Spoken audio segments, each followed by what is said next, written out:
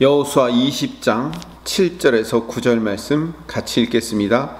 이에 그들이 납달리의 산지 갈릴리 게데스와 유다 산지의 기럇 아르바 곧 헤브론과 여리고 동쪽 요단 저쪽 르우벤 지파 중에서 평지 광야의 베셀과 갓 지파 중에서 길라 라못과 바산 골란을 구별하였으니 이는 곧 이스라엘 모든 자손과 그들 중에 거류하는 거류민들을 위하여 선정된 성읍들로서 누구든지 부지 중에 살인한 자가 그리로 도망하여 그가 회중 앞에 설 때까지 피해 보복자의 손에 죽지 아니하게 하기 위함이라. 아멘. 구약의 도피성은요, 높은 산 중턱에 있다고 설명하고 있었습니다. 근데 신약의 도피성은 우리 마음에 있습니다. 우리 마음의 한 중턱에 있습니다. 아무리 오라고 불러도 손짓해도 가지 못하는 우리의 절망적인 상태를 아시고 예수님께서 죄인의 몸을 입고 보좌에서 내려오셔서 직접 우리에게 오셔서 이런 성육신이라고 얘기하죠. 인카네이션. 그래서 우리 마음 안에 도피성을 마련해 주신 거예요. 피난처가 되신 거죠. 그래서 우리는 그 주님의 은혜와 긍휼 때문에 살아가는 존재예요. 그 주님의 은혜와 긍휼 이외에는 그 어떤 것도 공로가 될 수 없다는 사실을 우리는 늘 묵상해야 돼요. 내가 주님께로 도피성으로 달려간 것에 초점이 있으면 안 돼요. 도피성을 마련해 주신 주님의 은혜와 긍휼에 초점이 맞춰져 있어야 돼요. 내가 열심히 달려갔기 때문에 나는 도피성이신 예수님을 만났다가 아니에요. 도피성을 마련해 주셨기 때문에 내가 그리로 달려갈 수 있었던 거죠. 그래서 우리 마음 한가운데 예수님이라는 도피성이 있다는 사실에 대해서 늘 우리는 감사함으로 묵상하고 있어야 돼요. 우리가 도피성의 그 긍휼과 그리스도의 자비를 입은 존재로 살아갈 수밖에 없는 자다. 그리스도의 긍휼과 자비와 은혜로만 살 수밖에 없는 자다라는 것을 늘 묵상해야 되는 거예요. 그게 그리스도의 사명이에요. 또한 마태복음 28장 19절에서 20절 말씀, 우리가 지상명령으로 너무나도 잘 알고 있는 말씀이죠. 그러므로 너희는 가서 모든 민족으로 제자를 삼아 아버지와 아들과 성령의 이름으로 세례를 주고 내가 너희에게 분부한 모든 것을 가르쳐 지키게 하라. 볼지어다 세상 끝날까지 내가 너희와 항상 함께하리라 라는 그 지상명령. 그래서 우리는 제자로 살아야 되죠.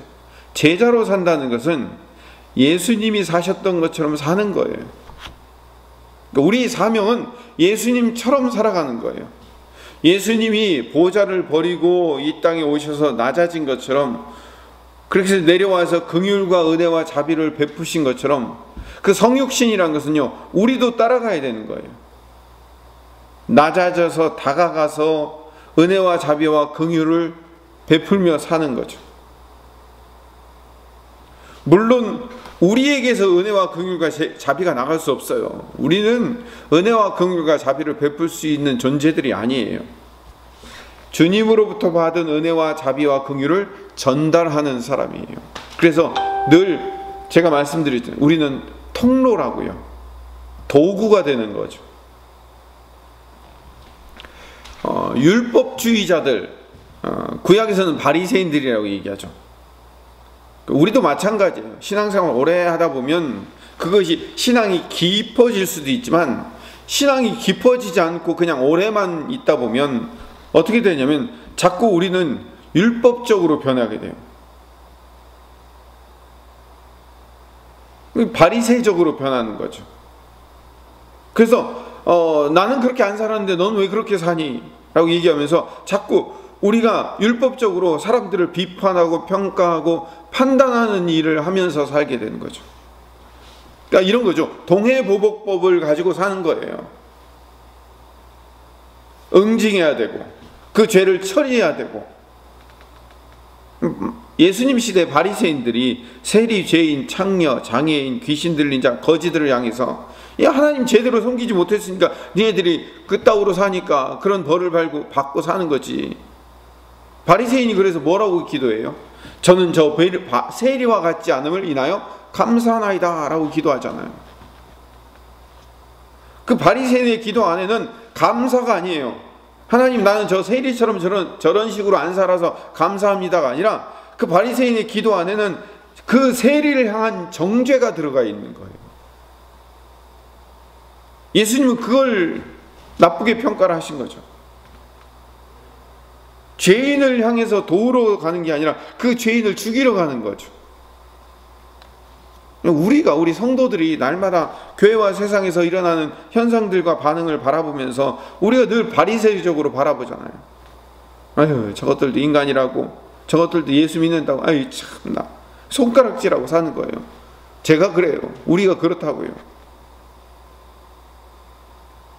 늘 우리는 주님이 우리에게 주신 은혜와 용서와 긍휼과 자비를 늘 묵상하고 살아야 된다고 하면서도 또 상대방을 보면서 왜 저렇게 사는지 몰라 라고 하면서 비판하고 판단하고, 아유 저러니까 안 되는 거지 라고 얘기를 하는 거예요. 감당할 수 없는 그 죄인들의 열매를 바라보면서 그 죄인들을 향해서 바리새적인 마음을 가지고 손가락질을 할 것이 아니라 내 모습을 바라봐야 돼요. 나도 주님의 은혜가 아니었으면 저 사람보다 더 했을 수 있어 라고 얘기하는 거죠. 그게 주님이 우리에게 주시는 긍휼의 마음인 거예요. 주님이 우리에게 그 긍휼과 은혜를 주시지 않았으면, 그 은혜를 깨닫게 하지 않았으면 나도 저 사람하고 다를 바가 하나도 없어 라고 얘기하는 게, 그게 성육신하는 마음인 거예요. 그게 제자의 마음인 거예요. 우리 많이 경험하죠. 어려움과 절망과 죄에 빠진 사람들에게 정답을 얘기하면 그 정답을 얘기하는 것 때문에 그들이 교회 안 나오고 그들이 질려서 빠지게 되는 경우가 있어요. 그걸 잔소리라고 얘기해요. 잔소리의 정의가 뭐냐고 물어보니까 어떤 사람이 그렇게 얘기했대요. 잔소리의 정의는 옳은 얘기를 기분 나쁘게 하는 것, 그게 잔소리래요. 전도서에 아주 재미있는 얘기가 등장해요. 전도서 7장 16절에 보면, 지나치게 의인이 되지도 말며 지나치게 지혜자도 되지 말라. 어찌하여 스스로 패망하게 하겠느냐.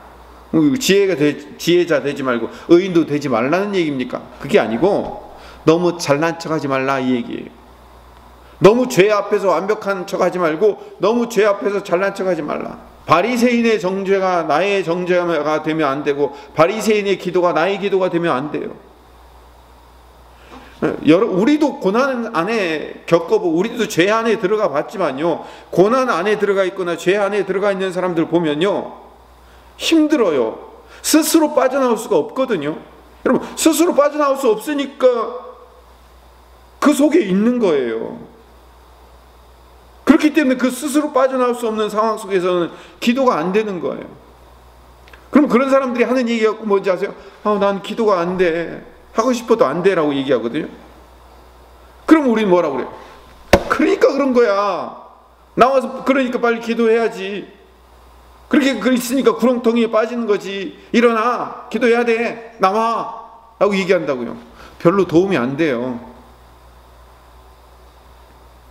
정답을 말해주고 가르친다고 해서 그 사람들이 빠져나올 수 있는 게 아니에요. 정답을 몰라서 안 해요? 그럴 능력이 없어서 못하는 거죠. 너무 어렵고 힘들고 죄의 열매 가운데 빠져서 헤매고 있을 때, 그때 우리가 할 수 있는 얘기는 한 가지예요. 그래, 힘들지. 너무 힘들면 기도도 안 나오더라. 맞아. 우리 그거 얘기해 주는 거예요. 공감해 주는 거예요. 공감. 심정적으로 그 사람의 마음 상태까지 낮아져서 공감해 주는 거예요. 얼마나 힘들면 기도도 안 나오겠어. 얼마나 힘들면 그 상태에서 못 빠져나오겠어. 공감이라는 것은요, 성육신하여 우리가 낮아진다는 것은 뭐냐면, 마음을 열어서 그 사람이 나한테 기댈 수 있는 편안함을 주는 거예요. 얼마나 힘들면 그러겠니? 그래, 그 마음 아무도 몰라 라고 얘기해 주는 거예요.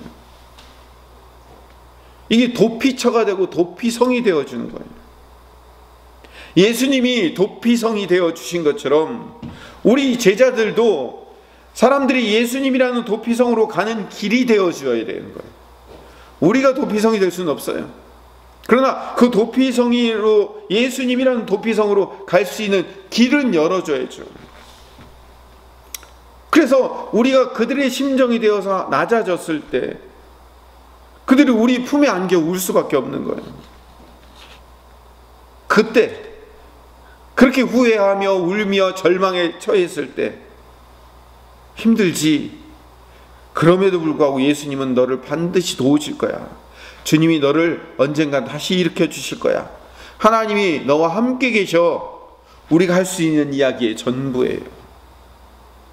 가르치려 들지 마시고 여기다 정답을 얘기하지 마시고요. 공감해 주세요. 죄인을 향하여 공감해 주는 거예요. 이걸 복음이라고 얘기해요. 죄인을 향해서 너 이렇게 하면 안 돼 라고 정답을 얘기해서 그들이 돌아왔으면 여러분 구약이 이렇게 끝나지 않았을 거예요. 신약에 예수님이 올 필요가 없었을 겁니다. 예수님의 은혜와 긍휼과 자비와 용서하심을 입은 우리는 아까도 말씀드렸지만 예수님이라는 도피성으로 찾아가는 길이 되어야 돼요. 누구든지 우리를 보면 한 걸음에 한나절 안에 달려와 숨을 수 있는 예수님이라는 도피성이 우리 안에 있다는 사실을 보여주는 거죠. 우리의 유일한 도피성은 예수님이셔요. 우리가 그 도피성이 될 수는 없어요. 그런데 우리는 그 도피성을 가는 길을 열어줄 수는 있어요. 어제도 말씀드렸죠. 유대인들은요 1년에 한 번씩 유대 남자들이 다 모여요. 그래서 도피성으로 가는 길을 닦아요. 막 도망치듯 달려갈 때 풀이나 나무 뿌리에 걸려 넘어지지 않도록 길을 닦아주고요. 팻말이 제대로 돼 있는지 확인하고요. 그 길을 다 닦아줘요. 도망자들이 속히 그 표지판을 보고 얼른 한나절 안에 도망갈 수 있도록 길을 열어주는 거예요. 우리가 그 삶을 살아야 돼요. 우리의 넉넉한 품을 가지고 주님이 우리에게 주신 은혜와 긍휼의 품을 가지고 예수님이라는 도피성으로 달려갈 수 있는 지름길이 될 수 있도록 우리의 마음을 넓혀서 정답을 콕 집어 얘기하는 사람이 아니라, 물론 정답이 필요한 사람도 있겠죠. 근데 그 정답을 콕 집어 얘기하는 사람이 아니라 그 마음을 이해하고 받아주고 포용해서 그래도 괜찮아. 그래도 우리 주님은 용서해 주실 거야. 그래도 우리 주님은 받아주시고 너를 기다려 주신다고 이야기할 수 있는 은혜를 입은 자, 긍휼을 입은 자, 용서를 받은 자, 자비를 얻은 자의 삶을 살아가는, 제자의 삶을 살아가는 우리 성도들 되시기를 간절히 소망합니다.